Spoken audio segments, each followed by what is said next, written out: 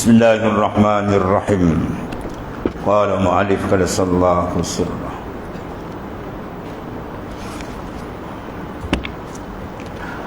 Al-haqqu yujri situ.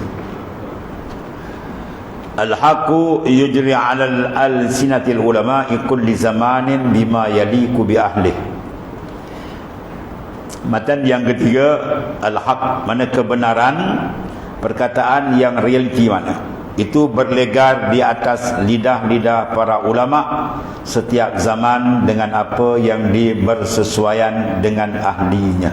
Apa makna dia? Syarah dia setelah Syekh Abi Madian At-Tilimsani, pengarang kitab ni, dia menjelaskan tentang maqamil qurbi, iaitu makam kehampiran seseorang dengan Allah Subhanahu Wa Taala. Itu makamul qurbi. Dan juga makam kerinduan kepada Allah Ta'ala. Ini semua perkara yang sangat penting. Sebab kalau kalbi sunyi daripada kerinduan, maka insan itu dalam ibadat dia akan jauh ketinggalan di belakang. Ya, jauh ketinggalan di belakang. Allah.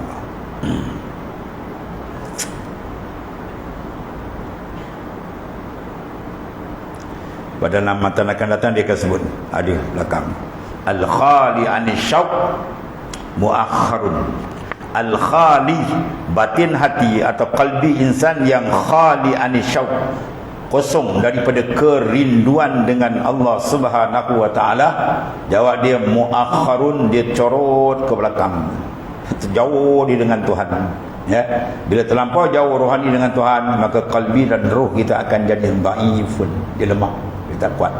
Ya, oleh kerana itu semangat untuk dia mendapat makrifat tu agak jauh bila kalbi dia kosong. Sebab tu memantau supaya kalbi kita sentiasa ada kerinduan yang kuat dengan Allah Subhanahu Wa Taala.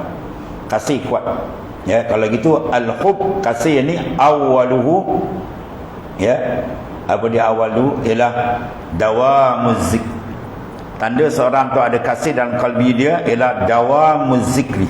Kalbi dia sentiasa zikir, jangan putus. Ya, jalan dia kalbi dia Allah, Allah, Allah di jalan. Ya, kalau putus tarik balik, minta maaf dengan Tuhan. Kena banyak zikir. Iaitu tanda, sebab kaedah kita man ahabba syai'an aksara zikr. Siapa kasih telah jatuh hati dia pada satu benda, dalil dia sentiasa ingat. Bagaimana kalau tak ingat, tu tak ada kasih. Orang kalau kasih apa, kau jangan bimbang, engkau ada dalam hatiku. Atau mana dalam hati dia ada. Ya, kalau dia tak kasih apa, kau tak ada dalam hatiku lagi. Itu mana dia tak kasih. Ya, jadi kalau kasih mana peranan dia kat mana ukuran qalbi. Mana dawa muzik, sentiasa ingatan dia kepada Allah Subhanahu Wa Taala. Ya.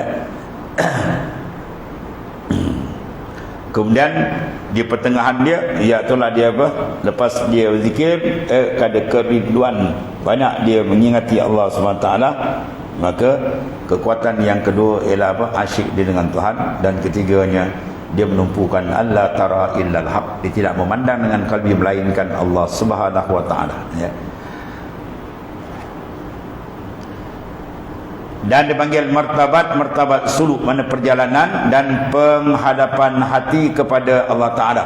Maka beliau membicarakan pula tentang jalan-jalan yang menyampaikan kepada Allah Ta'ala. Kenderaan yang perlu dinaiki dalam perjalanan ini, perjalanan roh, ialah perkataan ulama yang arifin. Mana kalam-kalam ulama yang arifin dipanggil hikam, hikmah. Ya, itu satu. Yang kedua, kalau dua dipanggil hikmatan, bila banyak dipanggil hikam. Sebab hikam tu banyak.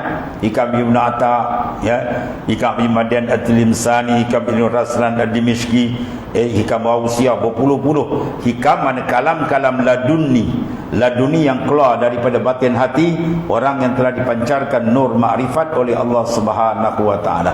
Maka kalam dia diambil pakai sebab berdasarkan pada hadis yang sahih daripada Nabi sallallahu alaihi wasallam, la yazalul 'abdu yataqarrabu ilayya bin nawafil hatta uhibbah fa iza ahbabtu kuntu sam'a allazi yasma'u bi ila akhir. Sentiasalah hamba-Ku selepas mengerjakan fardu kewajipan, dia mendampingkan dia dengan banyak amalan yang sunat sehingga aku kasih akan dia. Jadi kita buat ibadat sampai Tuhan kasih pada kita. Maka dalil Tuhan kasih apa dia? Fa iza ahbabtu kuntu sam'a. Bila aku kasih akan insan tadi dalam hadis ni, kuntu sama adalah aku pendengar ni. Mana dia mendengar, dia rasa dari Allah. Kalau kita mendengar, kita rasa dari diri kita lagi, atau jauh lagi kan. Ya, kita semayang tadi kan, kita qiyam, rokok, sujud sampai salam, kita rasa dari dia ke dari kita? Ya, kalau kita rasa dari kita, saya lagi, jauh lagi kan. Ya, kalau rasa semua af'al dia, gerak dari dia berdasarkan firman Allah Ta'ala, wallahu khalaqakum wa ma ta'malun. Allah Ta'ala yang menjadikan kamu dan perbuatan kamu. Ini perbuatan kita, gerak kita, diam kita, memandang, melihat, semua billah, la bi anfusikum, bukan dengan diri kita, semua dengan dia. Ta'aluk dia tak lepas daripada kudrah, iradah dan seterusnya. Ya, atau di antara kita cek kat mana kita tu. Jadi apabila dia sampai peringkat ini, dia bercakap dengan Allah Ta'ala, dia mendengar billah, maka kalam dia ni mahfuz, dipelihara. Sebab tu kalam dia dipakai. Kalam-kalam ulama arif billah ni dipakai, ratus tahun orang pakai. Sebab kalam dia tidak lagi daripada Quran dan hadis Nabi sallallahu alaihi wasallam. Ya. Kalau hikam Ibn Atta' tu, Syekh Sabit Al-Bunani kata apa? Ya, kadatil hikam Ibn Atta' ila as-sakandi Qur'an yutla law jaza fi salati li ghairi kalamillah la jaza bi kalamil hikam. Hikam Ibn Atta' tu dia kata kada tu fi'il syuruh, mana hampir dengan Quran, mana makna tepat. Kalau harus dalam sembahyang boleh baca lain Quran, aku baca hikam. Tapi tak boleh baca, kalau baca batal sembahyang kita kan. Sebab kena baca ayat Quran. Habis. Dia sungguhnya perkataan arifin, mana sekalian orang yang mengenali Tuhan dengan pengenalan yang sebenar-benarnya. Dan apa beza pengenalan ada tak sebenar? Pengenalan dengan ilmu yakin tu peringkat basic. Dia wani dan naik atas. Dia mengenal Tuhan bi'ainul yakin wa haqqul yakin wa kamalul yakin. Pengenalan dia bukan lagi dengan ilmu, tapi pengenalan dia adalah dengan azwaq, rasa, keperasanan. Kita tahu kan Tuhan melihat, Tuhan mendengar, tapi dalam mengolah perjalanan hidup kita, kadang kita tak perasan. Kita tak perasan Tuhan lihat kita. Yang kita perasan orang lihat kita. Betul? Kadang-kadang dia cakap, tengok kang orang kata apa? Kang orang ada. Dia tak kata Allah Ta'ala pandang. Orang. Lagi orang ada dalam hati kamu, kamu takkan sampai kepada Tuhan. Ya, imanu mar'u la yakunu mutakammila hatta yarana naskal ibil musilah. Iman seorang takkan sempurna kemakrifatan dia sehingga dia tengok orang macam dia tengok unta. Apa maksud dia? Ya, mana dalam kalbi dia, ma fi qalbi ghairullah, tak ada dalam hatiku melainkan dia. Bahawa dia akan merasakan ya kenikmatan makrifat sebenar dengan Tuhan, dan situ letak sedapnya rasa dia beribadah kepada Ta'ala. Jadi kerapatan seseorang dengan Tuhan membawa kesan kemanisan dalam ibadah. Kalau ibadat kita buat tapi tak berapa sedap, berat atau belum, dia jauh. Ya, dia bila ada khub kasih, dia buat benda yang disuruh oleh mahbub kekasih, tentulah dia akan sungguh. Ya, sebab wajib kita menjatuh cintakan kalbi kita dengan Allah Ta'ala. Ya, wajib kita menjatuh cintakan kalbi kita dengan Tuhan. Maka nak jatuh cinta mana? Kena muhasabah akan dia punya ni'am. Ya, an-ni'am, nikmat-nikmat terlampau banyak, kita kena muhasabah. Oh, banyak dah nikmat yang Tuhan sebut, wa in ta'uddu nikmatallahi la tusuha. Kalau kita nak hitung nikmat Tuhan, tak ada muka manusia boleh hitung. Nikmat yang diberi lain, nikmat yang dipalingkan musibah dan sebagainya, masya-Allah. Jadi sebab ke qalbi insan tu jubilatul insan yuhib ila man ahabba ilaih, iman ahsana ilaih. Diperangaikan manusia ni, dia akan kasih jatuh hati pada orang yang banyak memberi ihsan kat dia.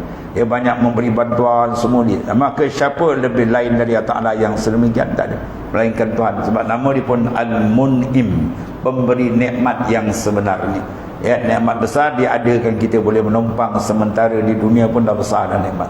Nikmatul ijad, ya, kemudian nikmatul imdad. Jadi bila tafakur memandangkan besarnya nikmat Tuhan, tak pernah putus walau satu saat kepada kita, dia akan membawa kalbi kita rapat. Ya, dia rapat dengan Tuhan. Itu dia panggil qurbi, makam kerapatan hati dia dengan Allah Ta'ala.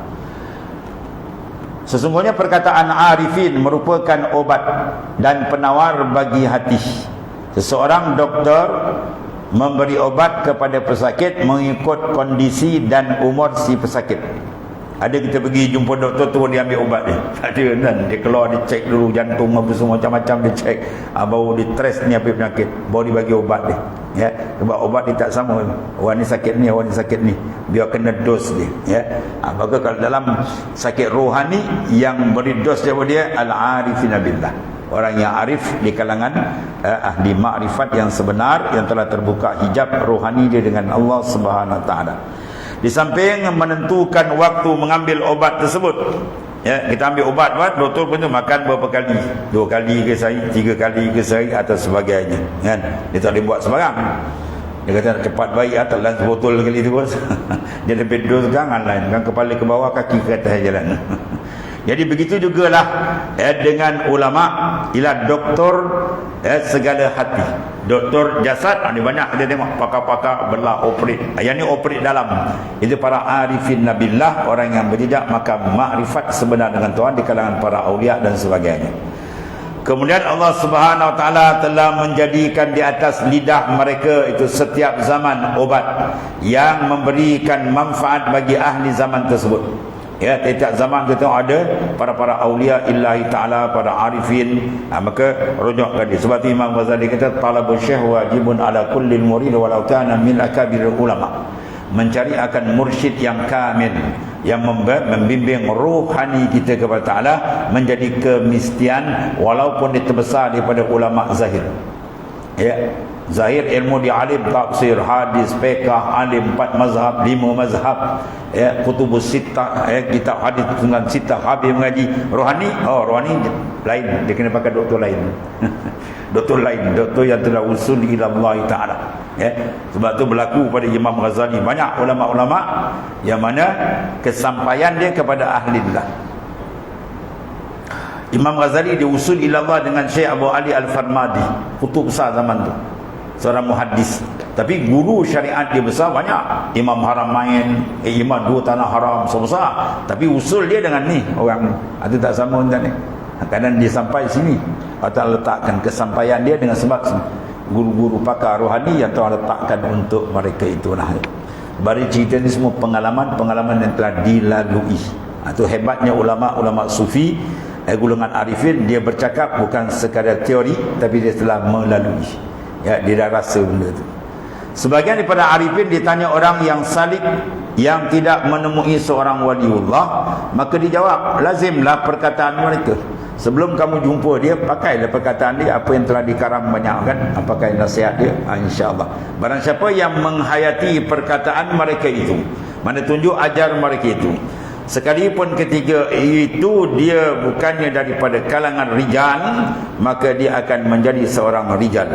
Dan jika seorang rijal, maka dia akan menjadi seorang pahlawan pula. Apa makna rijal? Kalau istilah sufi dia panggil rijal ialah orang jejak dalam maqamul irfan, maka makrifat yang sebenar. Ya, dia akan sampai. Kalau dia dah rijal, dia naik lagi.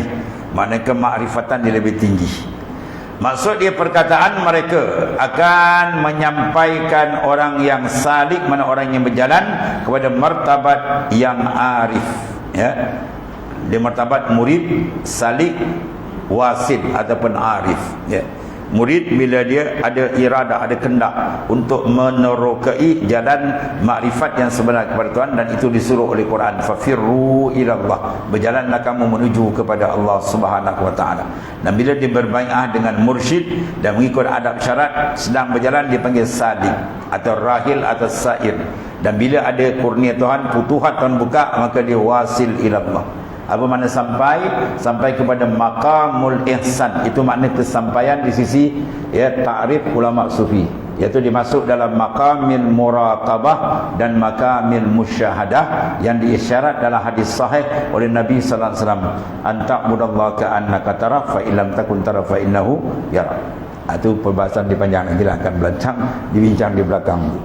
Jadi maksudnya perkataan mereka akan menyampaikan orang salih kepada martabat yang arif, dan dia adalah orang yang arif, maka dia menjadi orang yang kamil disebabkan mengamalkan perkataan mereka atau tunjuk ajar mereka walaupun mereka sudah pergi. Ya, contoh ni kitab yang kita pegang semua pengarang dah tak ada. Tapi yang kita nak ialah bimbingan mereka tu. yang telah diturunkan dalam kalam-kalam dan penulisan mereka di antaranya. Berkata Ibn Athaillah As-Sakandari, kullu kalamin yabruzu wa alaihi kiswatul qalbi allazi minhu baraz.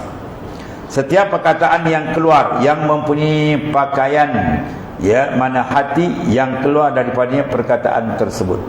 Kata kalam yang keluar dan atasnya ada kiswatul qalbi, mana pakaian ruh, mana pakaian yang cantik untuk disarungkan dalam rohani kita dalam perjalanan ini. Itu kalam-kalam para aulia illahi ta'ala. Kemudian jika perkataan yang keluar itu datang dari hati yang mempunyai nur, hati yang ada pancaran nur makrifat daripada aulia. Daripada aulia ni tuan-tuan, dia bercakap, dia menulis billah. Dia mengajar tu, dia bercakap tu, dia rasa dari Tuhan, bukan dari dia. Dia karam dalam afal. Ya, berbanding dengan ahli syariah, dia bercakap, ya, benda betul, tapi dia ada keperasanan diri dia lagi. Ya, bila cakap dia nampak dia hebat, dia nampak dia pandai, tu tak pakai. Tengok orang dengar sini keluar sini, dengar sini keluar sini. Tapi kalau dia cakap bil qalbi, orang dengar sini masuk sini. Ya, dia bercakap tu dengan Allah, bukan dengan diri dia. Itu perlu kepada orang yang seumpama ini, ya. Sebab orang dulu kalau tu guru yang hebat, dia bercakap tu sepatah dua kita ingat sampai mati, ya. Macam mursyid tadi pesan, kau jangan berani-berani melupakan Tuhan. Dekat sependek dia tengiang di telinga. Kau jangan buat tak perasan dengan Allah Ta'ala, ya. Sepatah dua dia cakap, dia teringat, itu sebab dia keluar daripada qalbi yang bersih, ya. Itu di antara. Kemudian kata musannif, jika perkataannya keluar ila akhir, wallahu a'lam.